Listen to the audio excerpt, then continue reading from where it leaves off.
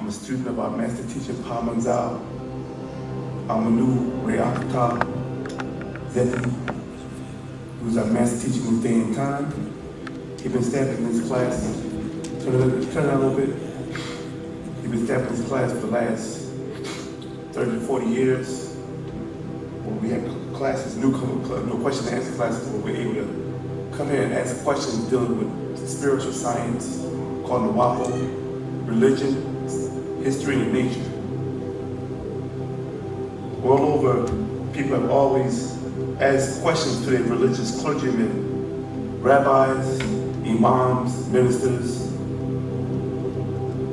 reverends, pastors, and none of them ever ask the questions. They always say, you can't question God. You know what I'm saying? So what we do is we question. You can ask any question dealing with scriptures or dealing with our doctrine that master teacher has described for the last 30 to 40 years. He then authored over 600 books, as we know today, 2012. And he's been teaching the spiritual science in 1963 to 1967. Everything dealing with the ancient texts, ancient history, modern religion, their origin, and everything else. He's been incarcerated for the last 10 years, false allegations that was kidnapped by the United States government. So in this class, we also not only answer questions, but we also talk about things to help free our master teacher from being inside the cave that they call ADX Florence, Colorado. So if you have any questions, you're open. Any question that you want to ask, you can ask any question you want, and I'll be happy to try to answer to the best of my abilities. Yes, sir. When I'm sitting here, there's a lot of something came over here. In the very beginning, they were speaking about some beings. I can't remember the name.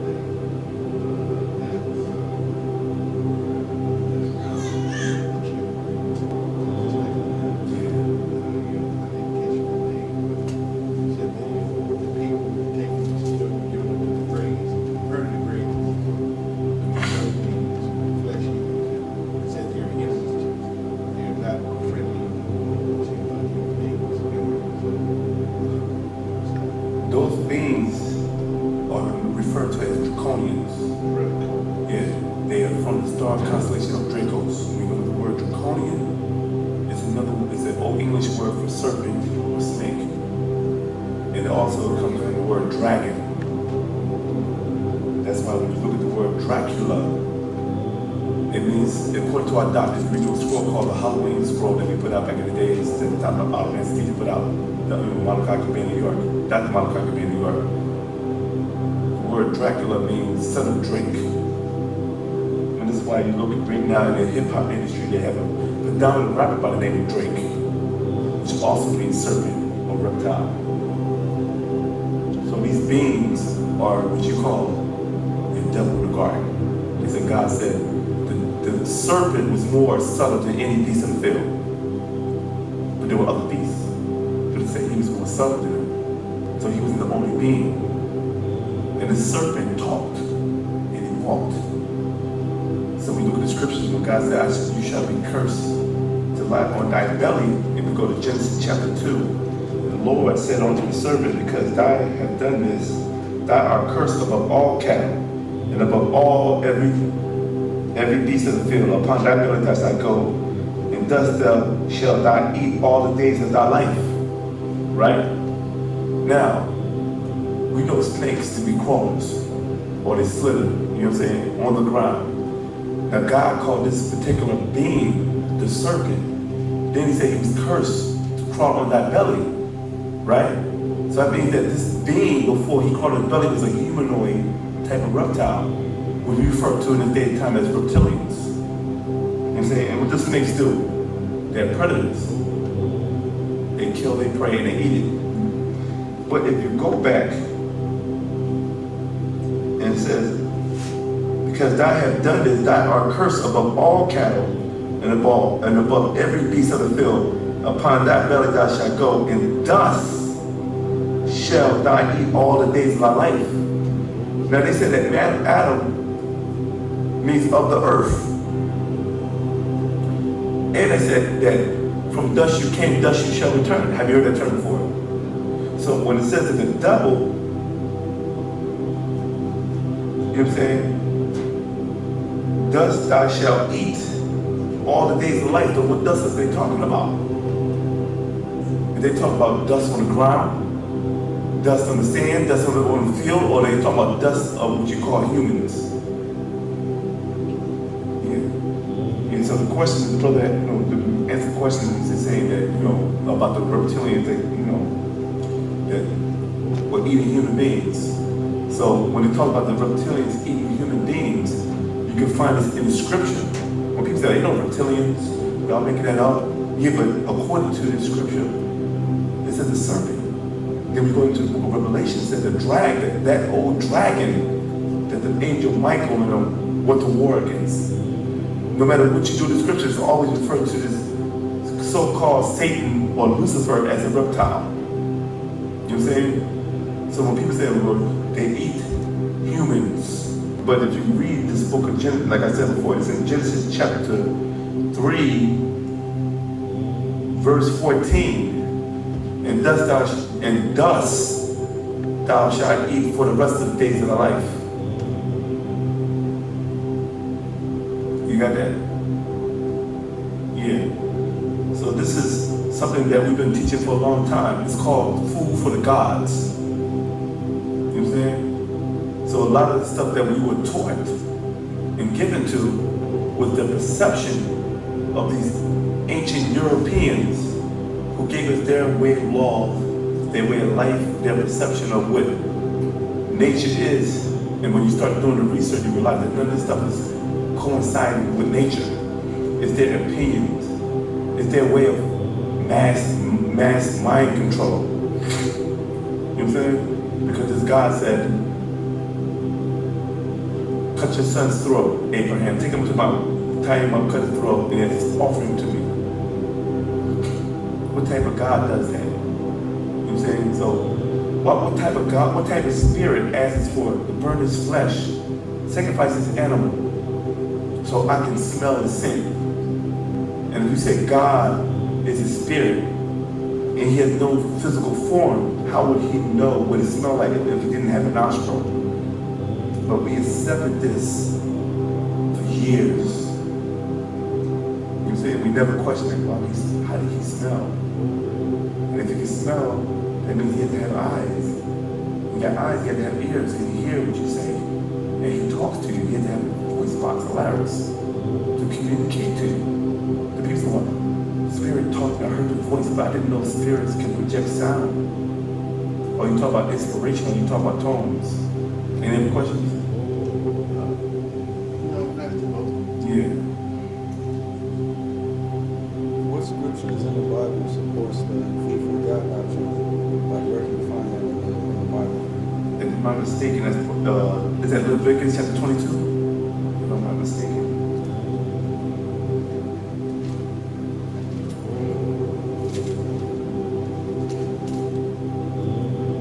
Yeah, it's called Concerning the Lord's Feasts.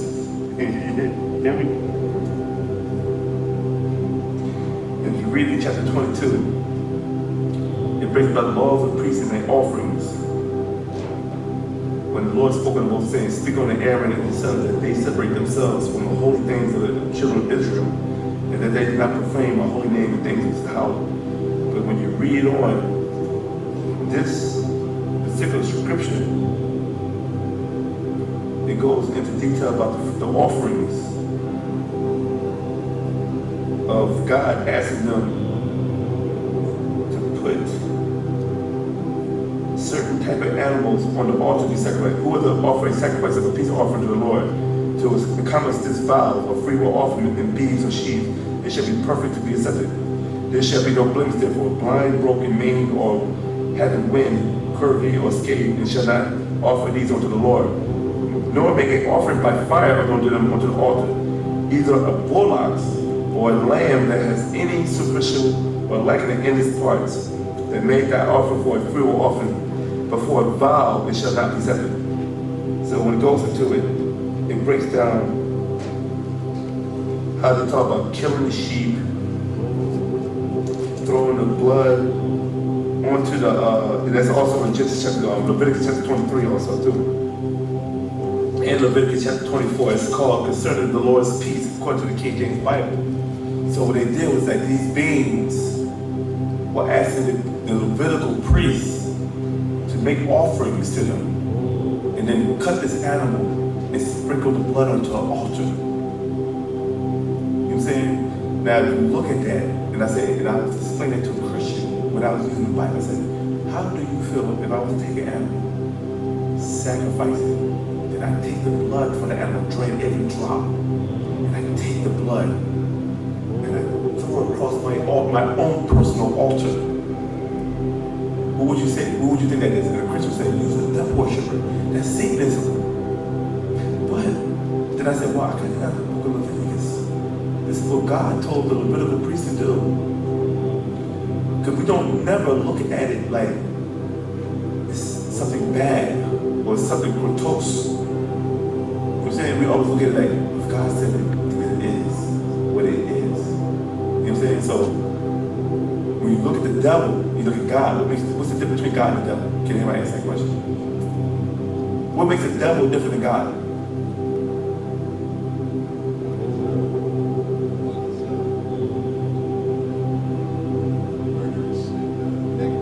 And which one would that be? Okay. God said, do not kill, right? But then he told the Israelites, I shall give you a land of milk and honey. And Abraham, because you've done this thing for me, that you was going to sacrifice your own living son, I shall bless you and call you Abraham, father of many nations. But then in order for Abraham to get the land of Canaan, he went there and slaughtered the Canaanites. Why couldn't God just give them the land with nobody there? It's like God saying, hey, I'm going to give you that apartment. You can live in that, this condo free of charge. But you got to kill that nigga that's living there. You know what I'm saying? So you go there and kill people like that. And you said, oh, thank you, God, for his prayer. But you did it. What did he give you? You actually went there and did it yourself. Murdered these people and took away their apartment. So you're giving blessings to a being who didn't do nothing. So that's called murder. But then you turn around and say the devil's a murderer. They said the devil is jealous of God. But then God said he's jealous of other gods. You know what I'm saying? Then he said the devil's a liar. But God lied to Adam and Eve, saying the day you eat the tree, you shall surely die. The day you shall eat of this tree, you shall surely die. He didn't say the day you eat the tree, you're going to eventually die. Because eventually and surely is two different things. Surely means it's for certain that you're going to die. Eventually means like you might die down the road a little bit, later on. You feel me? So the devil practices the same rituals as this God of the Bible. The power that he's supposed to have, he actually emulates the same God as the power guy. So where did he get his power from? God. God created him. There's nothing that he doesn't do any differently than his priests sacrifice animals. God's Levitical priests sacrifice animals. You know what I'm saying? Eating my blood, drinking my blood, eating my flesh. Devils they do that in Satanism. So what makes the devil God any different?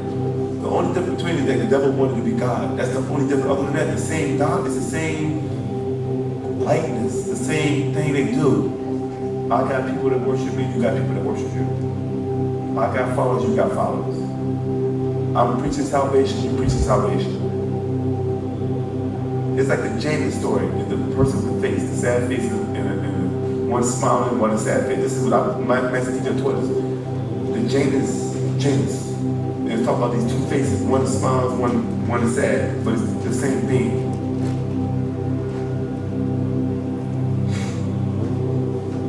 Yeah, go ahead. So, now some people get asked, who else is saying this stuff besides the master teacher? It's a lot of stuff. Some people say a lot of the stuff that we say that sounds far-fetched. So what about that particular? How do you answer that question? Address what? Say it, repeat it again. What person says, well, this stuff sounds kind of far-fetched, I've never heard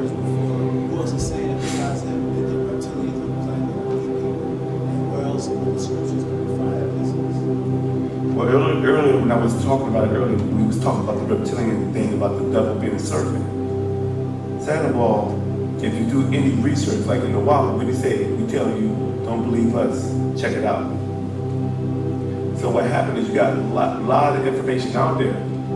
It's just that people have never known how to access this information because they never said, well, I don't know what is true, what is false, because there's so much stuff out there. You feel me? But the master teacher, what he do is that he'll give you the facts.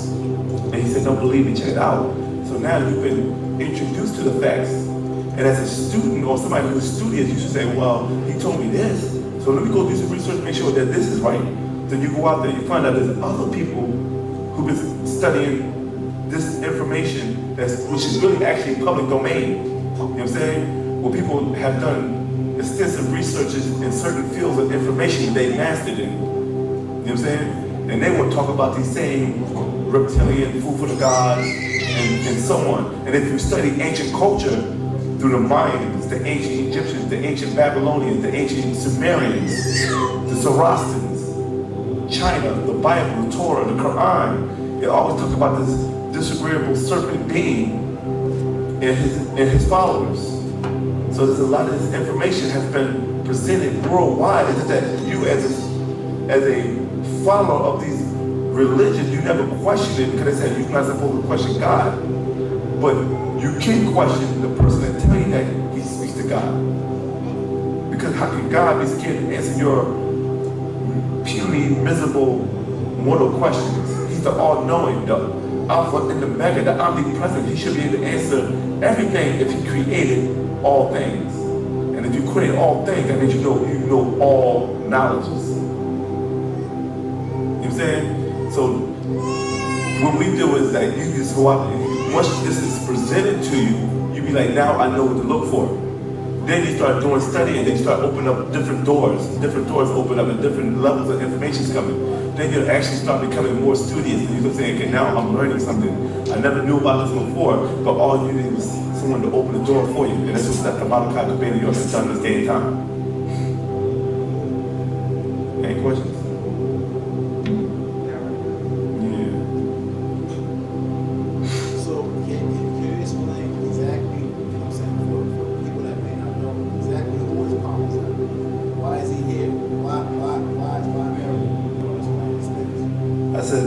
Like I said earlier, this is our master teacher. He's been teaching the information since 1963, 1967. And for what happened, for a lot of people who don't understand or understand who he is, he's been teaching this for a long time, and he's been tested by every religious organization. When he started as Ansar, pure Sufi back in the day, Nubian Islamic Hebrews, Ansar Allah community, Nubian Hebrews, United Wu-Nuwaupu Nation of Moors, the Holy Tabernacle Ministry, Ancient Mystic Order Melchizedek, the Ancient Egyptian Order, and the Nuwaupian Egyptian Grand Lodge. So he had walked the walk and talked the talk. And what happened is a lot of people over the years, when he was trying to take a special selected people to upgrade them and become master teachers themselves, they were being attacked and scrutinized by different religious organizations. He never started if you look at a lot of the books that he wrote back in the day, he never targeted any other black leadership organization until they started attacking him. And he's like, look, I don't want to be bothered. I'm just trying to teach my people. You know what I'm saying? I got to protect my children's minds from the rhetoric that you teach because you don't teach facts, you teach belief doctrine. And belief means to accept things without proof. So what our master teacher did was like, you keep attacking us, you went the giant up.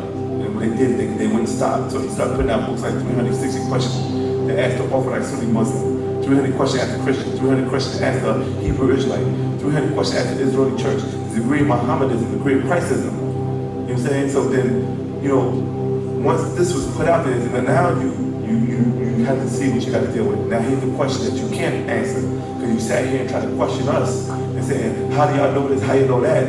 But you couldn't dispute it. But now that it's the shoes on the other foot, let's see if you can dispute this. Answer these questions that's coming out of your foundational books called your Quran, your Torah, your Bible. How do you know? So go ahead. So is the Bible a fictional book? Is that safe to say? It's so fiction as in a lot of rhetoric and a lot of stuff that was added to it. When you do research on the Bible, you find that the Bible took it from various books. The Egyptian Book of Day, which is called The Coming Forth by Day, where you have found the Confessions of the Nadoro in there, which is, you know today as the 613 Commandments that the Levitical priests practice, or the 10 Commandments that the Roman Catholic Church practice. Then you find other books that also, you find similar stories of the story of Adam and Eve, which you can find in ancient Tamaray, which we know as Egypt, as Geb and Nut, Aset and Asar, Nebuchadnezzar and Satuk, which also will be equivalent to what you know in the Bible as Adam and Eve, because they say Adam means of the earth. Eve means mother of all living, which is Hawa. You know what I'm saying? But in ancient Tamaray, it came from Geb, which is the deity of the earth, and Nut, which is the mother of all moisture. And they had 4 children. The same way in your Torah or your Bible, where they talk about Cain and Abel and his wives. You know what I'm saying? Which would be 4, which will be Nebuchadnezzar and Satuk, Nebuchadnezzar and Asad, which would be equivalent to Akilimia and Labuda, which is the wives of Cain and Abel. And Cain killed Abel, just like Seth killed his brother Osiris. You know what I'm saying? So a lot of these stories, and also these stories also came with the flood, with the Gilgamesh epics in Enumi Elish, and the Atrahasis. These are a lot of books that go on. If you go travel the world, you find a lot of these similar stories in every culture. But then you have to look at it like this. If it's in every culture, then which one is right? Then you have to start saying, which one is the oldest? The Islamic story only goes back 1,400 years. The Christian story of it goes back 2,000 years, and the Jewish story only goes back to 4,000 years. But then when you go back to ancient Tamaray or ancient Egypt or Kemet, you find out that this story goes back thousands and thousands, 10,000 to 100,000 years before these other books were even created. So people say, well, that's my Jesus, but your Jesus story was plagiarized from ancient stories that predate that. So our master teacher, Pa Manzal, is the person or the being of the day and time, because he answered all questions. He's been questioned. Nobody has ever stood in front of the people and said, question me. Prove me wrong. No one has done it. They have already what you call a pre-programmed answering questions. Where I said, I'm going to tell you what you want to hear, and I'm going to answer it the way you think you want to be answered. But people don't sit inside classes and randomly ask you questions about the world and life itself. Every question that you want to ask as a child, you can ask a question in class as an adult, because of the stuff that you ask your mother when you were children, when they tell you, well, God is the Alpha and Omega, the beginning and the end. And you'll say, well, how did he begin? You can't question that, because that's the mystery of God. So who created God? God created himself. But before you were taught to believe, you dealt with reality. When you cried, you want attention. When you cried, you might have wet on yourself and went to the bathroom with yourself. When you cried, you were hungry. You knew that in a certain way that you cried as a baby, you knew that you was going to get something from your parents. So that means that as a child, you deal with right now because you deal with nature. You know what I'm saying? If your mother feel like, oh, he's not speaking, or he's too quiet, she's like, I gotta check, make sure he's still breathing. She didn't say, let me ask God first to find out what's wrong with my baby. My mother already instantly know this because this is part of their nature. This is why they call mother nature. They nurture, you know what I'm saying? So before all of that, you woke up, you went to sleep, you ate, you sleep, you did everything according to your natural nature. But then when you started getting to the age of where you was able to come up with your own line of questioning, you start asking them questions like, this, that, and they tell you, well, Santa Claus gave that. The Easter Bunny did that for you. You should be thankful on Thanksgiving, and so on. And your mother lied to you, because these were called traditions. You feel me? But now, when you start getting like past traditions, well, I don't think Sentinel Fat guys is coming out the chimney at 12 o'clock around the world and giving 500 million people toys and gifts. And your mother, you find out your mom was Santa Claus. But then she'll tell you that, yeah, well, you should be thankful for God to give you all this. But what's the difference? God is at all, Santa Claus is omnipresent, and God is omnipresent. But where is God? things go bad or go wrong for you. When you say, oh God, please help me with this, and when you get it, you say, thank you, God. And when things go bad, you don't say nothing. I just have to chuck it in. Hopefully, I'll just keep praying to God and look out for him. Yeah, go ahead. We'll get back to you. You get back to you. Go ahead. Is there a God? According to what? Well, an average person will go to you and ask me, well, since you're saying all this, is there a God that's sitting on some type of invisible throne in heaven? Has anybody ever met him? I saw him in a movie with George Burns. Well, yeah. And that guy's 85 years old. And I didn't know guys smoke cigars. That's right. So what type of guy knowing that, eventually keep smoking cigars, you're going to get lung cancer? Right. So that couldn't have been God. Right. So I'm saying that when you look at, let me break something to you. When you look at the God concept, this is something that we were taught, like I said before, through belief.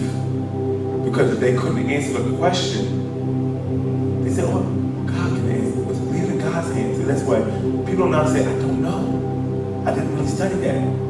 Because they never really studied. So the whole thing is this.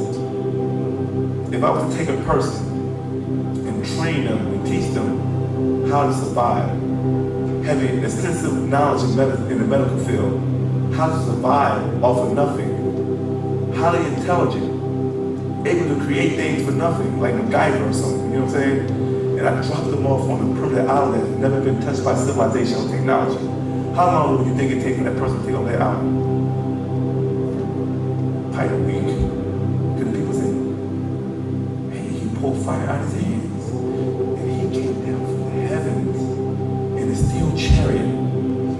And he was able to put his hands forth and heal people. And then later on when this person dies, people remember the great miracles that this person have done. And over time they started making statues and prayers and chants and saying this guy was a deity. You know what I mean? This guy was miraculous. He performed all type of miracles. Then over 1,000 years later, this guy started becoming worshipped as a god. But if I go back in time to watch when this guy came down, in 2012, I have a different perception of who they call God. Oh, this guy came down to heaven in a steel chariot. Oh, he came down in a helicopter. Oh, and he was able to bring fire in his hand. You call it a pistol. Or a lighter. He might have to light something and like instead of rubber sticks together. Here you go. Let me light that for you real quick. You know what I'm saying? And he was able to heal the sick. Oh, he took a couple pills out of the medical pen, put it in someone's mouth, and all of a sudden they healed. Oh, he gotta be a god. But we were so advanced, intelligent-wise, that this primitive tribe didn't see how advanced they was in technology. So when the Greeks or the Celtics came into Egypt and saw these super beings who was all using 100% of their brain capacity and able to do miraculous things that you was calling the Bible as miracles, these people said they're just like Odin and Zeus and Thor and Friggy and Apollo and Hermes. They do the same thing. So these guys must be gods also. And this is when the big exodus of the European invasion started happening. We went back and brought back all these divine teachings, the 3 degrees that we have given them out of 9. And they went back to their homeland and started using these teachings. And the people of the land was like, oh, you're very smart and you're miraculous. I worship you. You must be a prophet. You're a visionary. You can predict things before it happened because we taught you that. So the people said, how did you get there? I went to Egypt and learned from these black African masters. I need to go to Egypt too so I can learn. And that's how it began.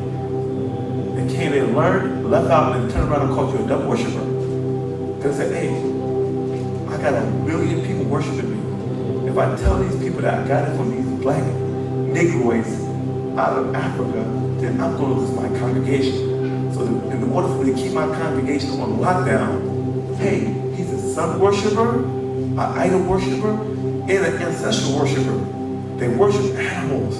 That's why they put masks on their head. They worship the sun. That's why they hold their hand to the sun all day. They're pagans. And people that's raised in church in Islam and mosques, they be like, those Egyptians got some science, but they're a bunch of sorcerers. So I'm not going to follow them. But then you read the Bible, the Quran, the Torah, and realize your major prophets were Egyptians. They said Moses was raised in the house of Pharaoh as his own son.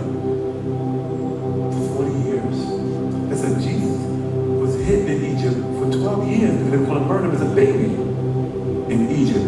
They said the Prophet Muhammad is descended through Kedar to Ishmael, whose mother was an Egyptian and his wife was Egyptian. And all 12 sons of Ishmael was raised in East Africa, in Ethiopia, Eritrea, and Egypt, and Sudan. Egypt. But then the followers turned around and said, you're pagan because you follow an African culture. How can an African call another African a pagan from a Caucasian? That's like they saying your mother's no good. Your mother's a cheat, a criminal, a blasphemer, and you be like, wait a minute. You don't know my mother. Yes, I do. I said, but you never met my mother. I know my mother. My mother doesn't do none of that. So who are you to tell me about my mother? Who is the Caucasian to tell you about your own culture? How are you going to sit there and say, I'm an Egyptologist, I study Egypt, and I think this is what the Egyptians did? You don't know that. How can you call them a sun worshiper when they're farmers? They need the sun for their crops to grow. How can you call them an ancestral worshiper when they had cameras 2,000 years ago? So the best way to catch an image of their grandmother is to carve a statue of her. You worship that person right there. No, that's my grandmother. But when you they ran with that for the last thousands of years. Their ancestors they worship idols. But these are our relatives. Yeah. My bad. Yeah, question. Like, when it comes to, like, blessing, a lot of people attribute, like, a lot of religious people, they attribute every, like, I swear, like, every little thing is a blessing. Like, what exactly can you say is a blessing? What can you say you earn? You know what I'm saying? Like, what can you say is blessing? In ancient, well, in the scriptures, right, when they said giving tithes, they try to translate it as blessings. The tithes means a 10%. Whatever you make, give 10% to the high priest or give to God. So the blessing is really about money. So that's really all blessing is. It was about the money. You know what I'm saying? Because if you don't go to church and turn in that 10%, you're not blessed. And you're not getting a blessing from God. You're going to hell. Another thing, like, all right, so blessing is money, like, when it comes to material, Yeah. like, I guess nature, Yeah. like, how do the blessing work for them? If you were to say a prayer, would they have anything called, like, is there any such thing as blessing? You're blessed by this being alive, by being created and coming through your ancestors. Your mother blessed you by saying, look, I'm pregnant. I got a 9-week baby boy in my body. Do I keep him? Because if I keep him, I got to take care of him. I don't think I can afford it because things are rough. But I want to have this child because I want someone to love and I want someone to love me back. So I'm going to have this child. That's your blessing right there. Life is your blessing. Because everything you do right now from this day forward, it's all on you. It's your responsibility. Because at the end of the day, what would you need a blessing for? Because you did a good job? You're like, that was good. It's a blessing. You bless you with life. Another question, what should I, like, if I wanted to explain to somebody, like, the truth about blessing, like, how would I explain this? We have a book called 360 Degrees as a Christian, and it actually talks about tithes in there right there.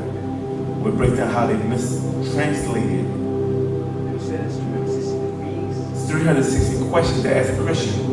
I don't know what part it is, but I'll find it for you. But it also goes into detail about what a blessing is and how really the blessing is really dealing with 10%. With really no blessing, I'm gonna bless you. Meaning that if I take this book right here and say, I'm a pure being, I'm so righteous, and if I put my stamp on it, I just bless this body to be pure. But then I go down to the strip club, pin-ups and stuff and hang out. You know what I'm saying? So it's like, I mean, you might have a son and he might go to school, so you might bless him with like, hey, I'm gonna buy you a PlayStation or PSP, or I'm gonna take you to the movies. That's how I see it. That's what a blessing is. Like, you know, you do. It's it's really another way of saying you're being rewarded. Right. You know what I'm saying? Yeah, so that was my whole thing. Like, how can you attribute force to something that's seen and like it's not confirmed? How can you attribute everything to, like, okay, I got this car, thank you God. You got that car on your own. That's what I was Like this. Religion created a lot of bums. wonder why people are bum. You know, listen, it's the difference between somebody that's homeless and a bum. It's a difference. A person may work a hard job all his life. I mean, work hard. And what happens is he might have a degree in something that's all he knows is this. He's been making good money for years, got a family and kids. And what happened is the economy gets bad. And they say, we know we have to lay some people off. And he gets laid off. And what happened is he said, wow, I got enough money from, what they call it, salary? When they get paid, severance. Salary. No, severance pay. Severance. You know what I'm saying? When they get the company will pay him a certain amount of money because they had to lay him off. He gets unemployment. After a while, that money runs out. So he said, you know what, I'm gonna have to go back out there and mix the army, go back in the job field and get a job. He tried to find a job in his field, but it's like, the market is flooded right now. The unemployment is very high. You know what I'm saying? So he's like, wow, I guess I'll have to settle for a regular job. He goes to McDonald's and said, we can't hire you. He said, why? You're overqualified. You have a degree in engineering. We don't need you for the burgers, but I gotta feed my family. We don't care. He gets stressed out. He hits the bottom. Smoke a little weed, sure, eats pain. He can't tell us about the kids they might be getting evicted next week. You know what I'm saying? Loses his crib, stays with relatives, but then happens relatives get into this little family swallows. Relatives out, my wife leaves and takes the kids with him. It's by himself, heartbroken, cracking, having a nervous breakdown. Next thing he's wandering the streets, begging for money, in a shelter, trying to have a roof over his head, and he's homeless. Now I'm telling you the difference between a bum. A bum don't do nothing. He don't like to work. He don't like to be told to do. A bum will move in your house and not pay not one bill. Like, no, let's get back on your feet. I'm gonna look out for you. Okay, yeah, I'll do that. And then live in your crib for months, years. You got money for that water bill? No, I ain't got it now, but I'll see what I can do. You got money for the rent? I ain't got the rent. I must go out there and see if I find a job. But he's sitting there watching TV, playing Xbox 360 or PlayStation 3, whatever, you know. And he just sitting there because you love him. You don't want to throw him out on the street because you don't want nothing to happen to him. And this is what religion. Am I not my brother's keeper? But this guy's bringing your home. It's disrupting your crib. You're eating all your food. You're paying for extra electricity. You're paying for extra water. We've been in this situation. We have bums. And they clean. They sure don't have enough money to go buy shoes, clothes, whatever they need. But they'll just use you to the ground and won't do nothing. And then when you see him on the streets, sometimes like, hey, we give this guy a couple dollars. And then you look at him like, he doesn't do nothing. He's not even trying to use a couple dollars to bring himself out of the situation. They just want to sit there. They just content with, I don't need to live in a house. I don't need to wash my butt. I don't need to put on new clothes. As long as I get a couple dollars each day to give me something to eat, I'm happy. I'm free. You got homeless people and bums. But bums don't mind living on the streets. Some people that I can't live on the streets. I need to have a house. I need to have a shower. I need to have a bed. Bums say, I don't care. I'll get in that corner right there, peel myself, and I'll sleep there all day. In the hot sun. I see they cut me down 5 points every day. And I said, why don't you go to your family's house and let them look out for you? Because I don't like to be told what to do. They always tell me I gotta do this, do that, so I don't want to hear all that. So you mean to tell me you'd rather be on the streets than follow somebody's rules and regulations of their house? And they say, yeah. And then how can you help a person like that? How can you help somebody that don't want to be helped?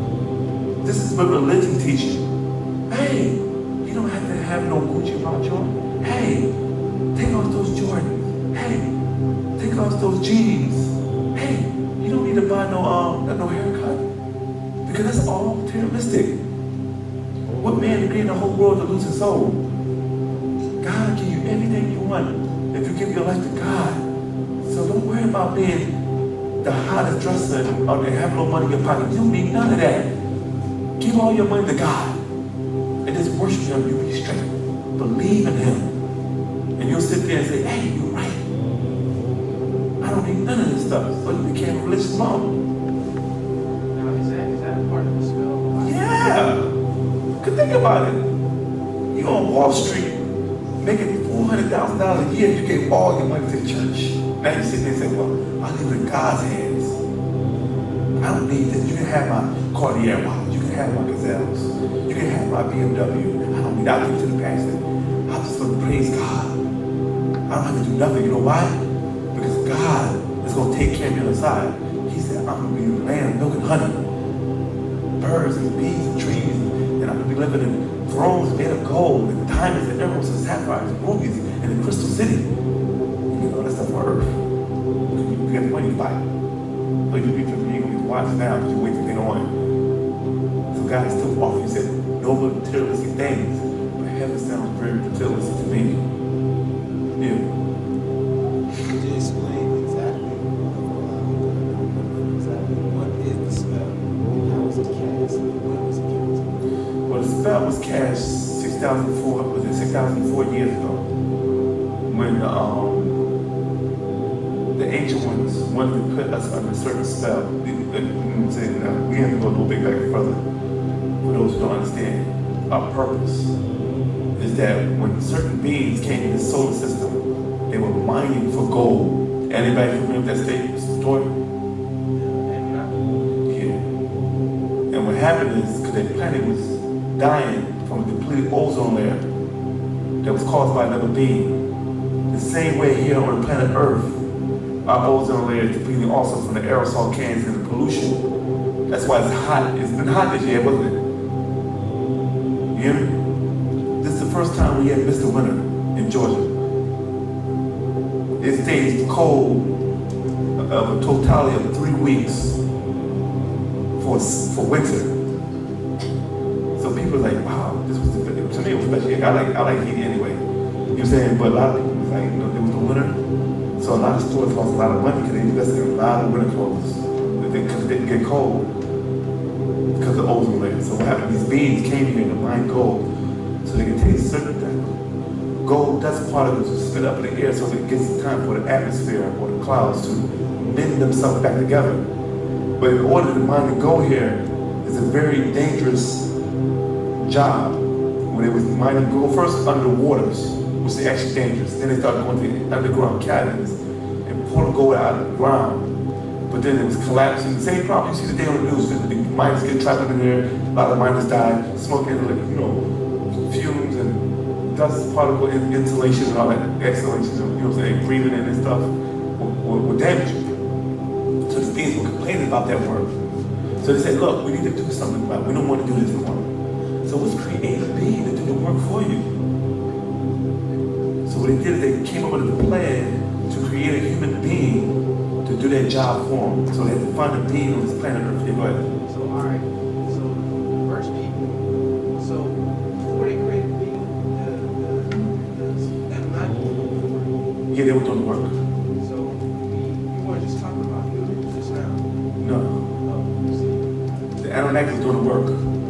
They got tired. They didn't want to do the work when they were complaining. A lot of them were dying, so they were saying, let's just create a being to do our work for you. This is your job. This is where you came in. When people say, what is your purpose in life? As our master teacher told us one time when on the stage, your purpose was to serve. That was your whole purpose, is to serve these other beings to do a job. You say serving. So when they created you, your job was to find the goal, the hardship that they didn't want to do. But in order to get you to do it, they had to put you under this a spell. Meaning, how can I get you to wash the toilets? And you're a prince. Would you do it? I had a job, right? No, if you're royalty and you're a prince, would you wash those toilets out? Okay, how about you? Everything I understand. Yeah. So you're not gonna wash the toilets out, so something has to be done. So that means I have to put you, I have to maim you. I have to take certain stuff out of your body to make you stupid and not aware that you are of royalty. When they created us, we acquired something from our ancestors that we weren't supposed to have. We were abilities. It's like I took a dog and I lived in a house with you, right? And I got millions of dollars. And if I had this dog that I love, go everywhere.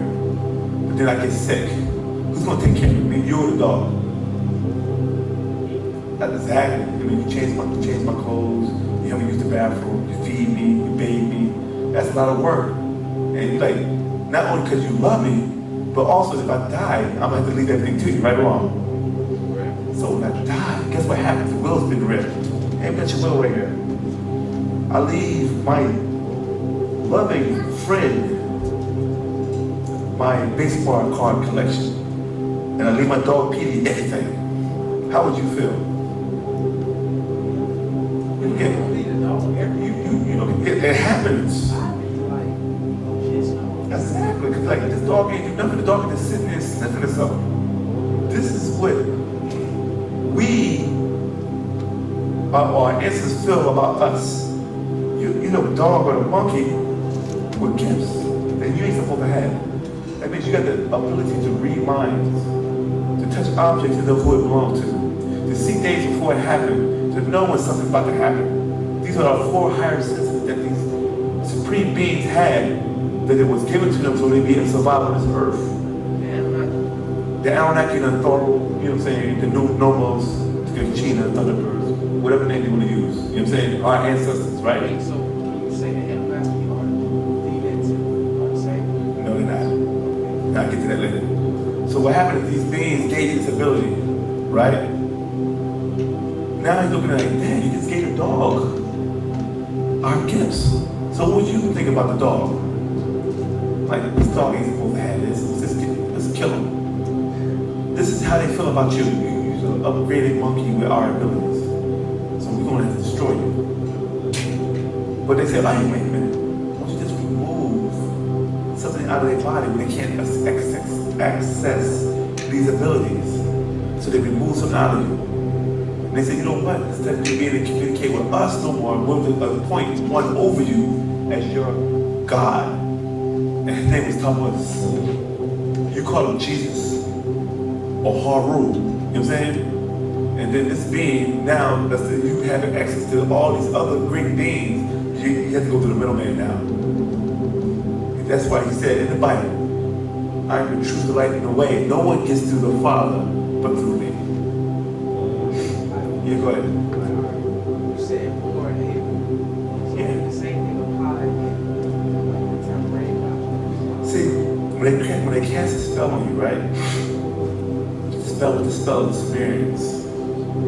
Tammuz was the spell. Enki and Lil was the spell. Because when you go past the religious spells, then you have to go back to the first spell of binding this first being onto you. Because we are Wu-nuwaupians.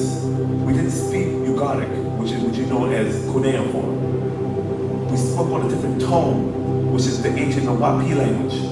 But what happened is, when certain beings migrated out of Tamurai or Egypt, they came to what you call Iraq or ancient Babylon or Sumer, and were attacked and raped by the Dravidians that were already there. And when the Dravidians mixed in with these Tamarans, they produced the Nubian gene that you know today as the 46 dynasties of ancient Egypt, the African Asian. So when they came back to Egypt, they came back with the customs and traditions of the Dravidians. You know what I'm saying? And mixed it along with the Tamarans culture. That's why when you look at the elaborate clothes in ancient Egypt, it's no different than what the Hindus are wearing today. You know what I'm saying? Because it comes from us. You know what I'm saying? So you created a new subspecies called Sumerians. They would look like your North Sudanese. Okay, so I was thinking that the Sumerians did that to the No, the Sumerians are the offsprings. The Sumerians are the offsprings of the two major races. Okay, in The species. Aren't the Dravidians 60? Yes. Aren't they still descended from us? No. From the Tamarans? The Dravidians come from a constellation called Nirvana. Oh, so they're like Hindus or something? Yeah, I mean, the Hindus come from the Dravidians. Oh, okay. Hindus just like the first see, let me tell you what happened. Well, the major race of Yeah, Hindu are nothing but mixed Dravidians that were mixed in with their albino seed that came out of them. You know what I'm saying? So when they had a albino seed that came out of Dravidians called Caucasian. Because Indians is Asian. The Aryan nation. The Dravidians are the Indo-Aryans. You know what I'm saying? So when they had an offspring out of an albino, when they mixed with the albino, they produced the light-skinned Dravidian that you call a Hindu, because they named the word Hindu after a river in India called the River Hind. If you take off the word H off of Hindu, you get Indu or India, and And this is where native place India from. So people say, well, the Hindu religion, but we're really talking about the river. But you really, that was another spell to hide their origins. Because the Dravidians are dark, just like our African, real black. You know what I'm saying? But they're Asiatic. That's why in the Nation Islam they said, who is the black man? They said the original Asiatic black man. But the Asiatic black man they're talking about is not talking about the African with the woolly nappy hair. They're talking about the black man that has straight ether hair. You feel me?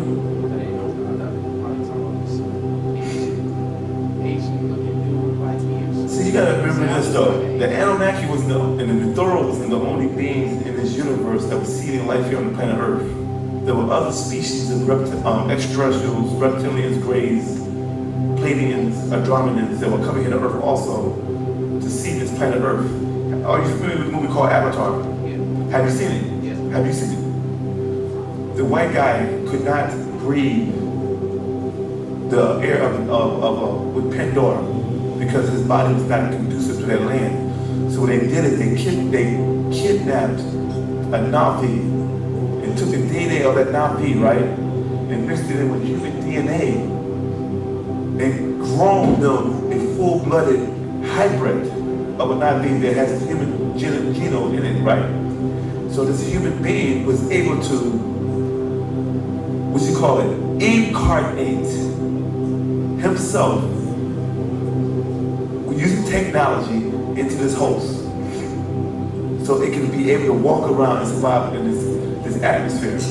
These extraterrestrials are doing the same thing. They found a species, saw it, took DNA, crossbred it, and created another being so they'd be able to incarnate these beings to live on this planet. Anunnaki, Wu-nuwaupu, Andromeda. Yes, that's why there's so much wars. You remember when we say tribal wars, tribal warfare, tribes fighting because everybody's not got the same genetics. Even though you might look like me, you might talk like me, but inside there's a war going on. We're not related by species. Certain species might incarnate in the same tribe, and they're not the same. This is what you call your black devils.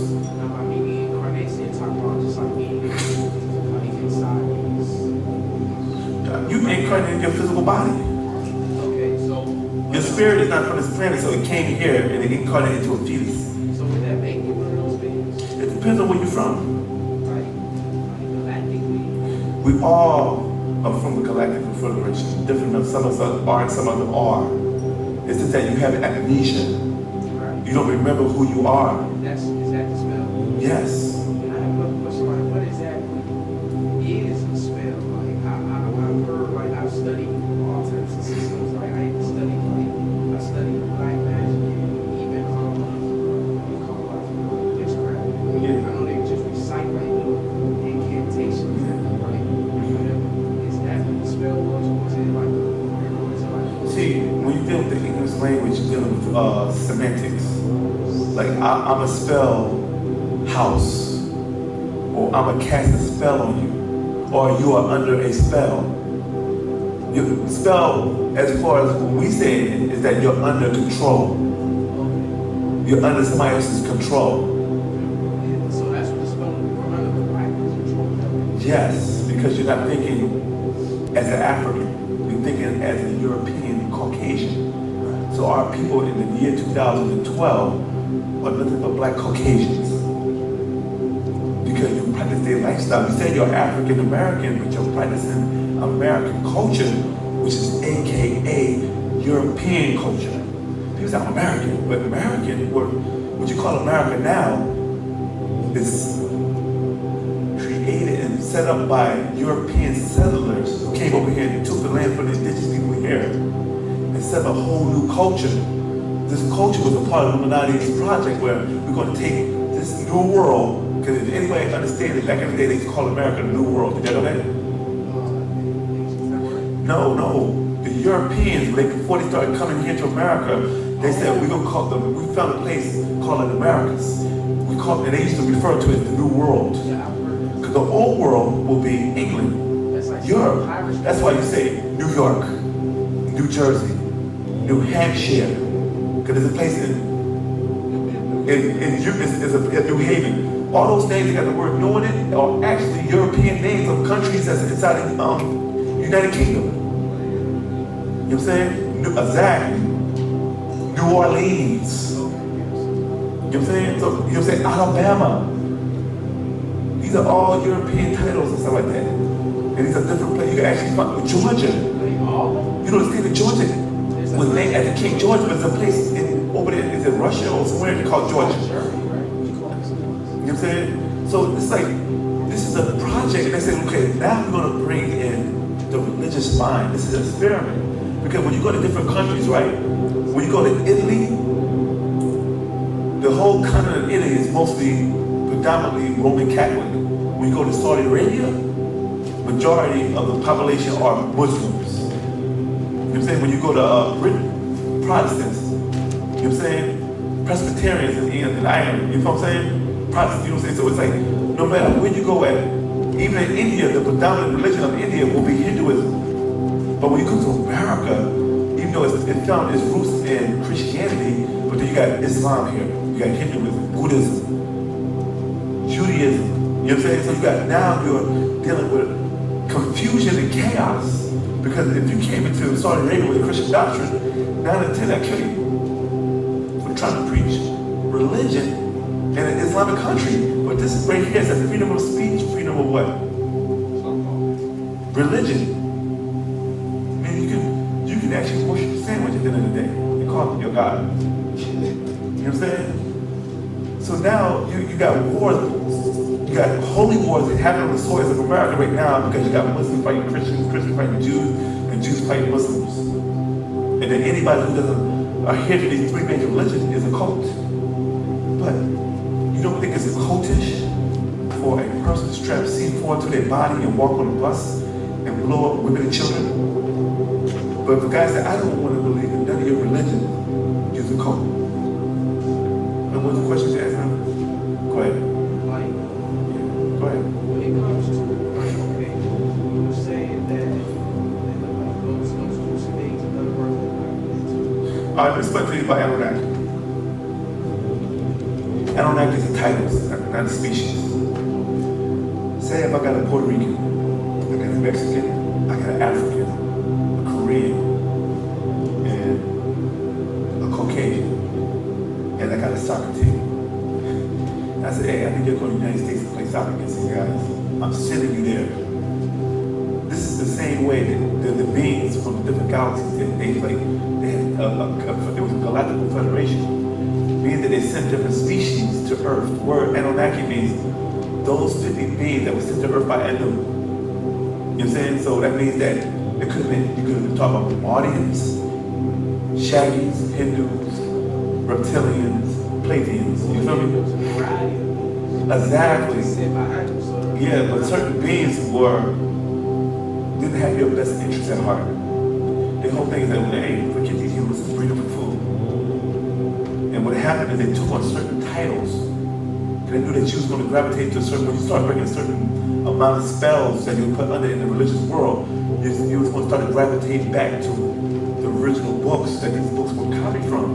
But you don't understand is that once you go outside the box, they were waiting for you with another doctrine. It's called the Anunnaki doctrine.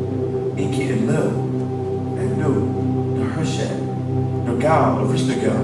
And these are beings who are masquerading around with these titles, but they are reptiles. You know, like it's like Chris Brown saying, I'm Michael Jackson. He might not be able to do it now, but 2,000 years ago, it can be pulled off. The people actually think that Chris Brown is Michael Jackson. You feel what I'm saying? So he takes on the mask of Michael Jackson. He puts on the jacket, the zippers. He puts on the glove. He wears the high heel pants with the good socks. He doesn't moonwalk. He doesn't move. So to a 2-year-old who never saw Michael Jackson, but saw Chris Brown first doing the walk, they say, hey, that's nice. And then they go and you see Michael Jackson, hey, this guy trying to copy Chris Brown. That's what people should say about Michael Jackson with James Brown. He's copying James Brown's moves. But a lot of people don't understand that Michael Jackson got a lot of moves from Jeff Daniels, from Shalimar, and James Brown. The guy from Shalimar was actually choreographing all of Michael Jackson's moves. The moonwalk, walk, everything he did, but a lot of people don't know that. So when they see Jeff Daniels do it, they say, hey, that's Michael Jackson, but they don't realize that he showed Michael those moves. You feel me? Just like a dance style. So what happened is these beings took on these titles of our ancient ancestors, and now when you say, oh, I worship Anu, it's about Incan and Lil, and you don't realize that you're talking to the reptilians who are masquerading as these gods now. And this is why So it's just like, it's just a cover up. exactly. So then you realize that Elohim, Yahweh, Allah, these are stuff you were taught as a religious person, and we realize these guys are reptilians. Then you go back outside the box into the ancient Sumerian doctrine that these came from, and you realize they did the same thing over again by taking on the titles. But when you go back to ancient Tamaray, these are our tones, these are our ancestors. And one of the updates that one of the Marsulas was kicking, they were talking about how we were protected by our tones. They can't intervene when we speak out in the Wapic language. They can't hit you with no telepathic influences, because in the Wapic language, it's the protection, and it's our tones. That's why when we say, you say Anu, we say Ray. You say Ink, we say Fatah. Now, so You say in love, we say Best. the real beings are the reptilians. Yes, that's who our ancestors are. So Anunnaki, how they transplanted that. There you go, say it again. They transplanted Exactly. The reptilians transplanted the Anunnaki doctrine, so it's not, we can't go by that no more, because they're running that. That's just the same thing that's happening now. They transplant. Like with everything coming from Tamaray, as far as religion, like how it's all based on that same information. Like I read Birth of Religion, it was talking about like how heaven really is like Sirius and Orion. That's where they go, whatever. That's what heaven is. That's what the goal is, or whatever. All this stuff. And like so, is that the same thing going on now? That was going on in Sumeria? What was the goal of the religion? Yeah. Because your religion was started in those ancient cities. Oh, okay. So when someone copied the story, I said, okay, I'm gonna use this to control people. Okay, it's a movie called The Book of Eli. Anybody familiar with that movie? Yeah. Anybody watched it? What was the most important thing about that movie? Why? No, that was not the concept. They didn't care about the Bible. It was not because it was the last Bible. Because they wanted to like oppress the knowledge. Because the guy realized this, I'm a thug. I got this whole town under lockdown, right? Because they scared of me, they feared me, right? Because he come from an era where he knew how powerful this book was. Is that I can actually control millions if I had this, as opposed to controlling a couple hundred with this my henchmen and my weapons. So if I get my hands on this book, I can cultivate them. And the words will cultivate you, and it will cite certain feelings and emotions inside you. When you say, you know what? You are the prophet. You're the one we've been waiting for. He knew this. And that's why it was so imperative for him to get that book. Because once he get the book, the powers in words. And he knew that he could create a congregation of millions just by reciting stuff out of this book. Because the spell is stronger here. It'll bring people to tears when you read this book. If you don't know no better. You actually start getting water-eyed and reading about Joseph getting kidnapped by his own brothers. And Jesus being crucified on the cross. And Moses drowning 1,000 Egyptians. And Cain killing his only brother. You feel me? This book does stories. Some good stories too. Not faction.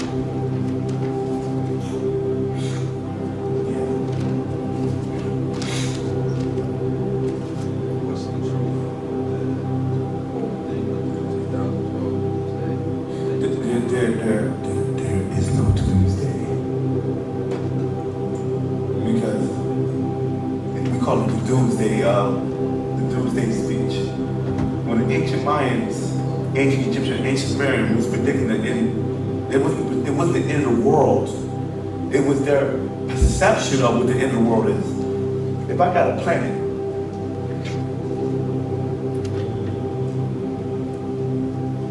as you see right there, right? And this planet was hit by an ancient meteorite thousands of years ago.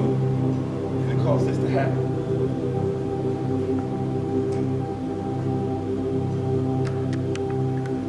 All type of cracks in that planet, right? The only thing that's keeping that planet together is the electromagnetism of Africans here on the planet Earth, right? And I decide to build cities on different locations, right? Now, what happened is this.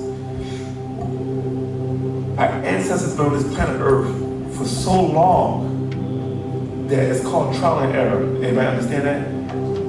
That they done stuff, they said, hey, you messed up. And then you say, well, you know what, I'll learn from my mistakes. This is what you don't do. You see that big furry thing over there with the teeth hanging out like fangs and long claws? Let's go pet it. You go to pet it, right? And guess what happens? He eats one of you. So you realize, okay, you don't pet that. We call that a lion. So now we have to be on guard from this particular predator. He eats us. See that little worm that's squirming over there? Hey, look cute. Oh, his tongue is sticking out. He got 2 tongues. Hey, you go pet it. You go pet the snake, and next you know it bites you. Minutes later, you're dying. Hey, that's a cobra. We don't touch that. You hear me? So what happened is over millions of years, we were so in tune with nature that these ancient beings was like putting stuff down. This is what you don't do. Because as a father and a mother, if you got a 2-year-old and you leave in the kitchen, do you leave a 2-year-old in the kitchen? Why? What's the first thing that 2-year-old do in the kitchen? Huh? Turn that stove on. Everybody knows this. And the second thing is go inside the drawer and start to mess with knives. So as a parent, you're not going to let that child go in the kitchen by itself because you already predicted what they're going to do before it happens. So you're actually prophesizing the future. You became a prophet. So by being on this planet Earth for millions of years, our ancient ancestors and the books knew that eventually, if I built on here, a couple hundred years later, or 1,000 years later, this planet's going to shake and shift. And these fault lines that you call earthquakes are going to happen. You hear me? So what I'm going to do is that, if you ever noticed that in our culture, they said we was all over the planet Earth.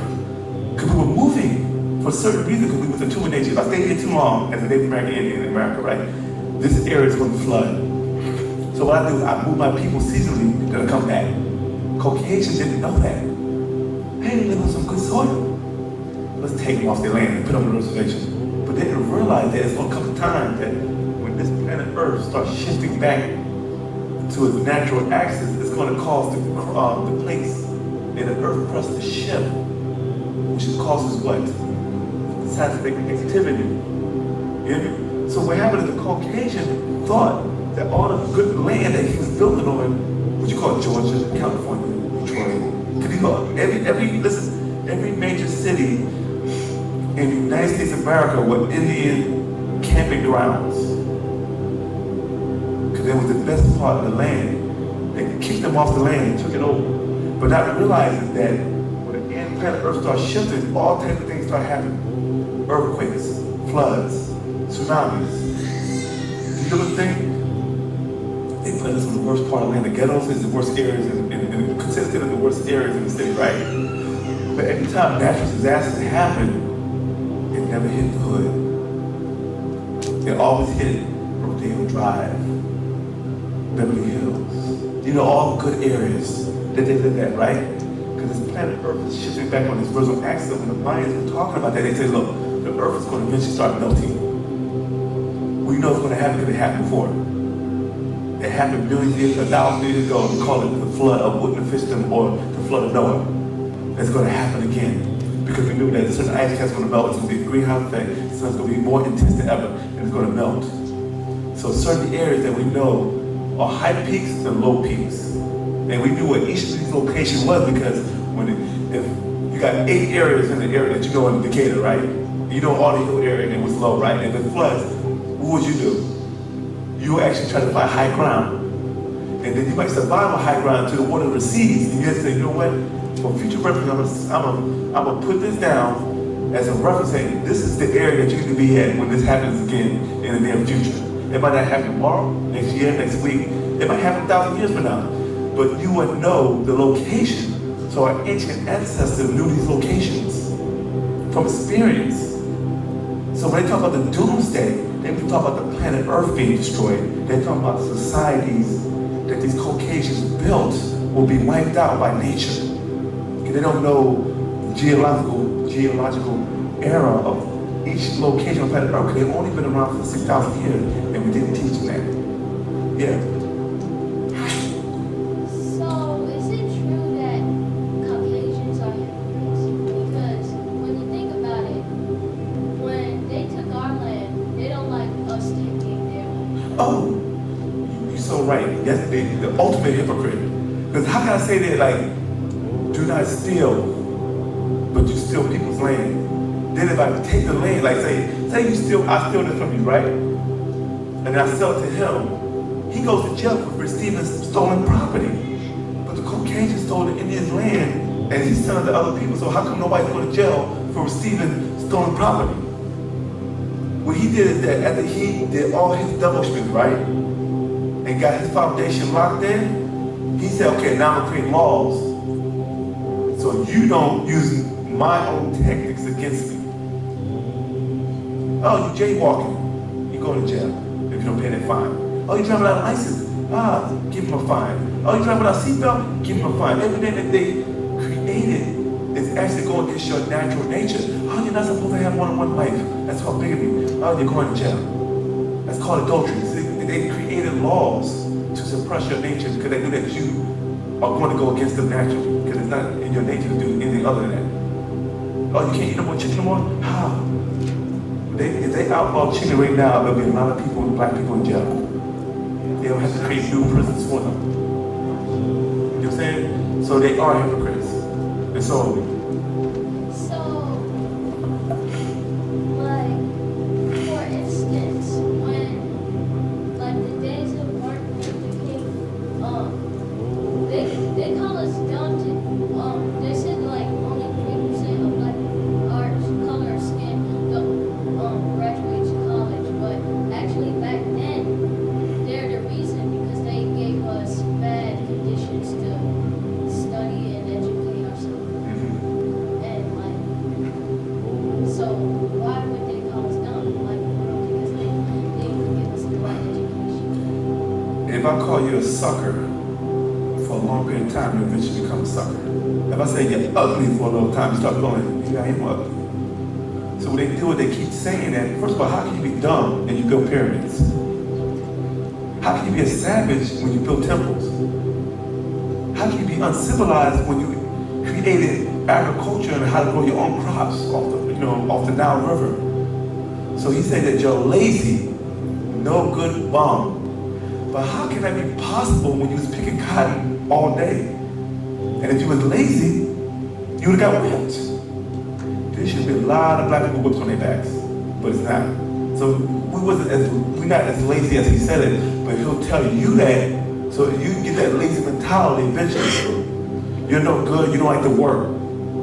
Dude, I don't know how many black people live on planet Earth that does not work. Everybody works. If we ain't working a job, we hustling. We doing something they ends making niggas is surviving. We even survived through the Great Depression and like how we gave them slavery. These guys we can't get rid of them. We gave them we lynched them. We caused a Great Recession. We segregated them. We even gave them crack cocaine. We can't get rid of these roaches.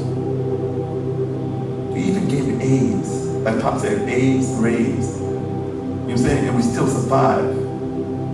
But they found the kryptonite though. You know what the kryptonite is, right? How they broke the black man down, right? Huh? No. They realized the black man was no good without his woman.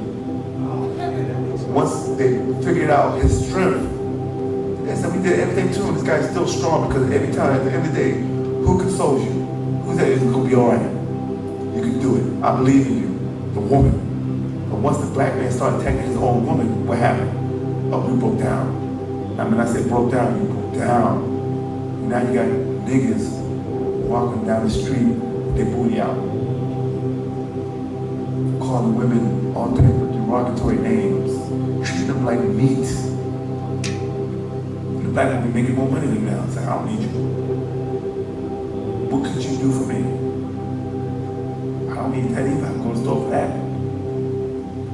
So when they realized that the woman was actually the foundation of the black man's strength, they gave the woman what she wanted. They turned the woman against the man. Oh, you can be a lawyer. You can be a doctor.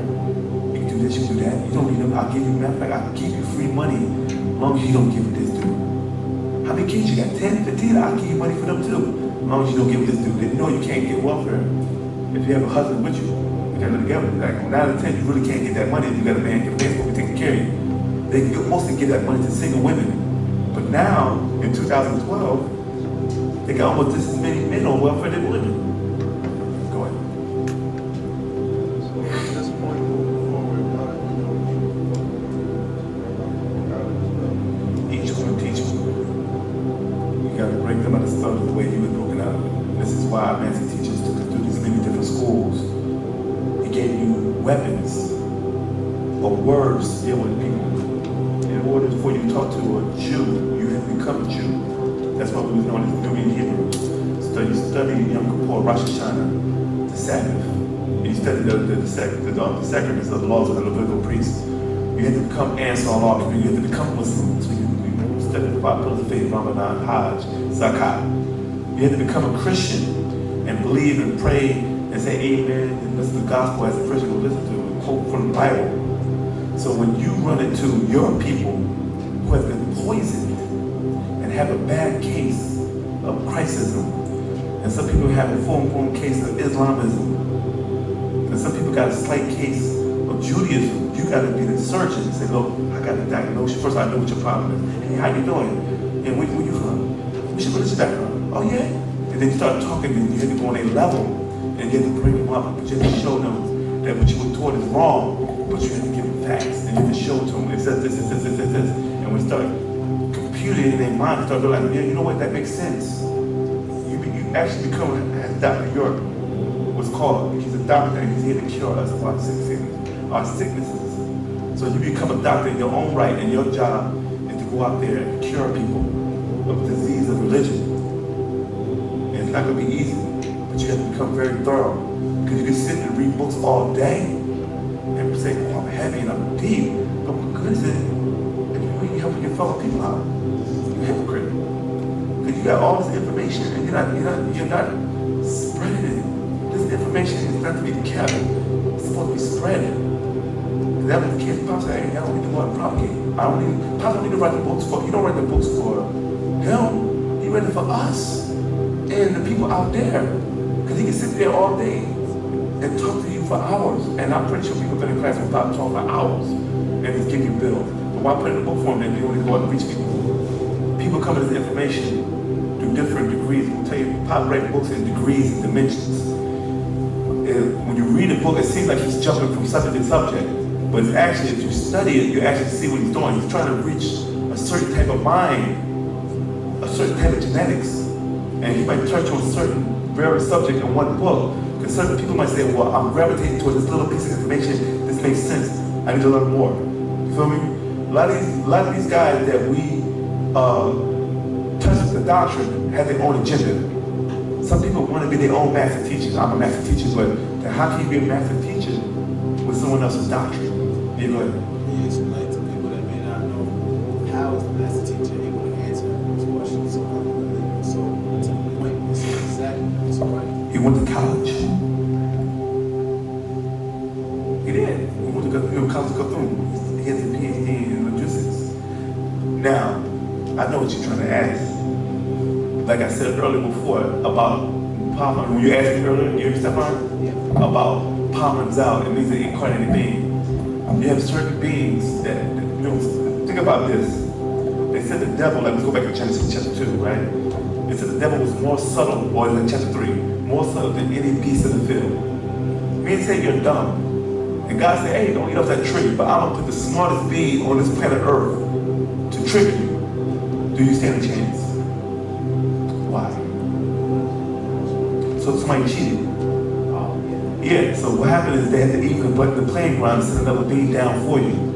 Okay, because you've been deceived. It's like, but how do you want to compete with someone who studied astrophysics, nuclear reaction, fusion, and stuff like that, and they're talking about Jesus? You get me? So what they had to do is they had to send another being down to even the playing ground.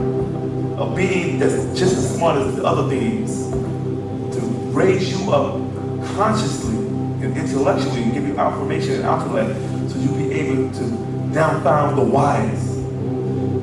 He's an incarnated being that existed 76 trillion years ago, and he's down here. You're being taught by a being from another galaxy in a human form that was born and bred on this planet Earth.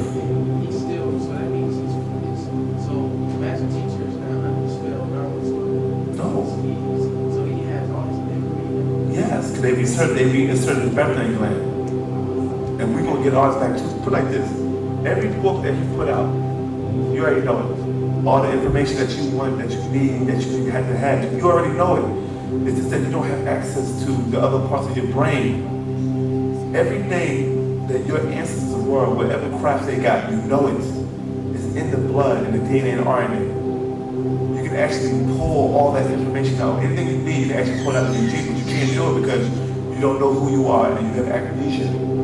So his job is to break you out of that spell of amnesia until you remember who you are again. Yeah.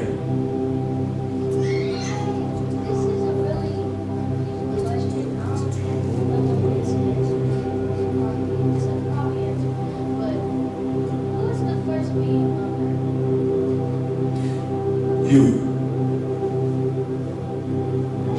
But I'm confused because, like, isn't that like,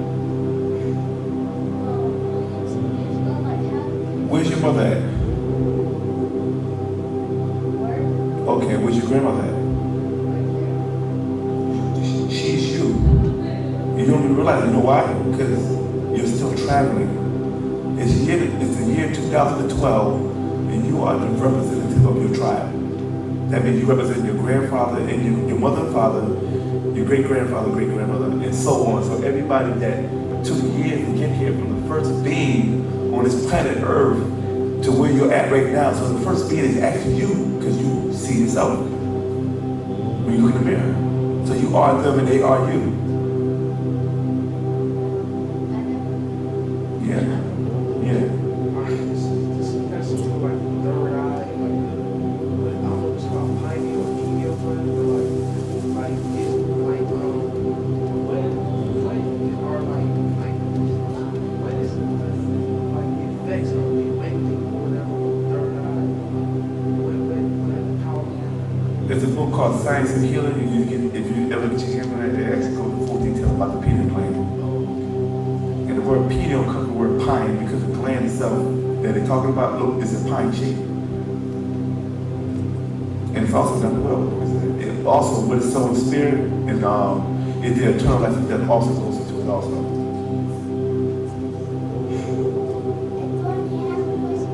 Yeah.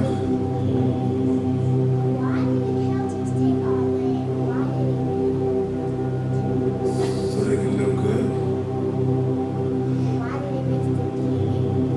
So they can live. Yeah, they can't survive without our blood. They have a thing called hemophilia. It's like if you cut yourself, you ever cut yourself before and bleed? So a lot of majority of Caucasians, when they cut themselves, they can't stop bleeding. They'll actually bleed to death. So what they did is they need certain things in our blood to stop that from happening. So they can have their blood can give them clots so they stop bleeding. You know, when you cut yourself, you eventually get a scar, right? Or a scab and you heal. They have a hard time healing because they don't have no clotting factor in their blood. So what they do is they gotta mix their genes with our genes so they can be able to heal those cuts and stuff like that. Yeah, they are weak. Very weak.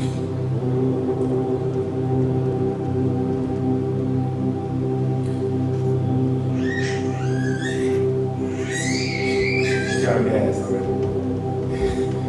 What time you got? You got time? Okay. So basically, when you're dealing with the third eye, this is the spiritual part of your body, your essence.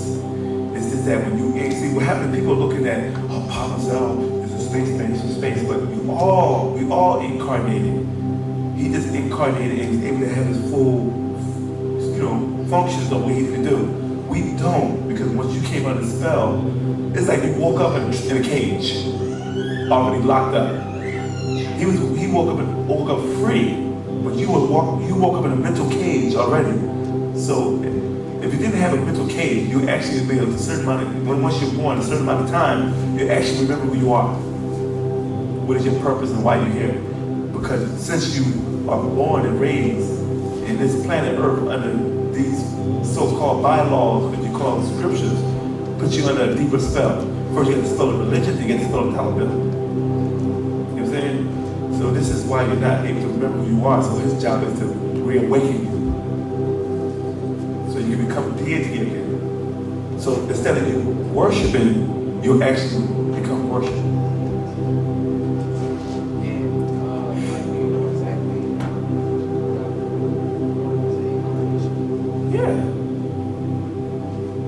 Different beings that's mentioned in your holy books, Melchizedek, Murdoch, Amun-Re, El-Kidder. Because, I'm explaining, you ask questions. Because if you go to scriptures, all of the names I've mentioned, these is supposed to be your holy men or your supreme being in these cultures. But like I said before, a lot of this was plagiarized from ancient Egypt.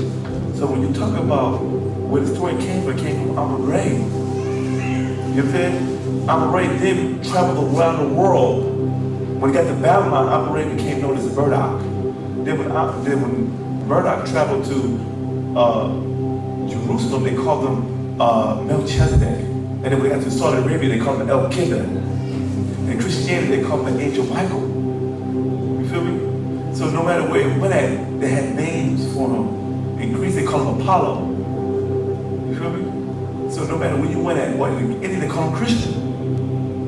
So the actual foundation of the being existed in Egypt first, but it traveled around the world. So when they were creating their religious stories, they also took on the concept of this being. And that's why people say, how can he be all these different beings?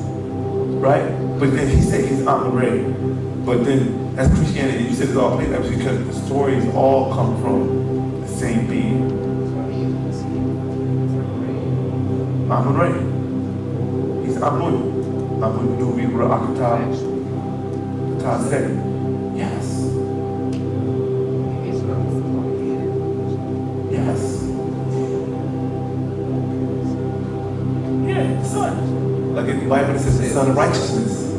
The Amun-Re represents the sun when the sun sets. You know what I'm saying? And in Christianity, the reason at the end of your prayer, you say what? The Muslims say what? Jews say what? Amun. A-M-O-N. Amun. So you still talk about the same being.